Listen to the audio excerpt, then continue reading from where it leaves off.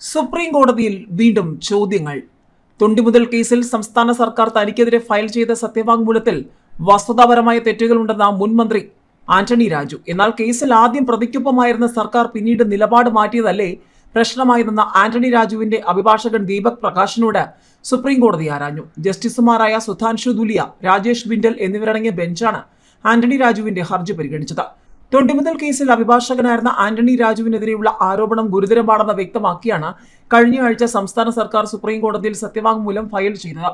രാഷ്ട്രീയ ഭാവി തകർക്കാനുള്ള കേസെന്ന ആന്റണി രാജുവിന്റെ വാദം അടിസ്ഥാനരഹിതമാണെന്നും സർക്കാർ സുപ്രീം കോടതിയിൽ ഫയൽ ചെയ്ത സത്യവാങ്മൂലത്തിൽ വ്യക്തമാക്കിയിരുന്നു. എന്നാൽ സർക്കാർ സത്യവാങ്മൂലത്തിൽ വസ്തുതാപരമായ പിശകുണ്ടെന്ന് ആന്റണി രാജുവിന്റെ അഭിഭാഷകൻ സുപ്രീം കോടതിയിൽ ചൂണ്ടിക്കാട്ടി.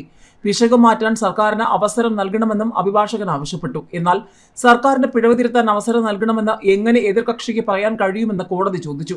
തങ്ങളുടെ സത്യവാങ്മൂലത്തിൽ പിഴവുണ്ടെങ്കിൽ അത് ചൂണ്ടിക്കാട്ടി കോടതിയിൽ സത്യവാങ്മൂലം ഫയൽ ചെയ്യുകയാണ് വേണ്ടതെന്ന് സംസ്ഥാന സർക്കാരിന് വേണ്ടി ഹാജരായ സ്റ്റാൻഡിംഗ് കൗൺസിൽ നീഷെ രാജൻ ഷോങ്കർ വാദിച്ചു.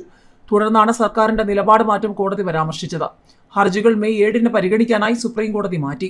സർക്കാർ സത്യവാങ്മൂലത്തിലെ 7-ാം ഖണ്ഡികയിലെ ചില പരാമർശങ്ങളോടാണ് ആന്റണി രാജുവിന് എതിർപ്പെന്നാണ് സൂചന. കേസിന് ആസ്പദമായ തൊണ്ടിമുതൽ ആന്റണി രാജുവിന്റെ അഭിഭാഷകൻ വിചാരണ കോടതിയിൽ നിന്ന് കൈപ്പറ്റിയെന്നാണ് സംസ്ഥാന സർക്കാരിന്റെ സത്യവാങ്മൂലത്തിലുള്ളത്. എന്നാൽ ലഹരിമരുന്ന് കേസിൽ പിടിയിലായ ഓസ്ട്രേലിയൻ പൗരന്റെ അമ്മാവനാണ് തൊണ്ടിമുതൽ കൈപ്പറ്റിയതെന്നാണ് പോലീസിന്റെ അന്വേഷണ റിപ്പോർട്ടിലെ കണ്ടെത്തൽ. കേസിൽ നിർണായകമാകുന്ന ഈ വസ്തുതയാണ് സർക്കാർ തെറ്റായി കോടതിയെ അറിയിച്ചതെന്നാണ് ആന്റണി രാജുവിന്റെ ആക്ഷേപം.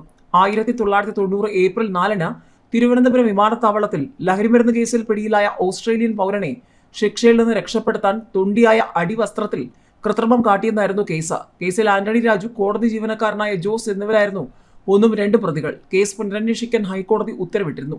ഹൈക്കോടതി വിധി ചോദ്യം ചെയ്ത് ആന്റണി രാജു ഉൾപ്പെടെ നൽകിയ ഹർജികളാണ് സുപ്രീം കോടതിയുടെ പരിഗണനയിലുള്ളത്.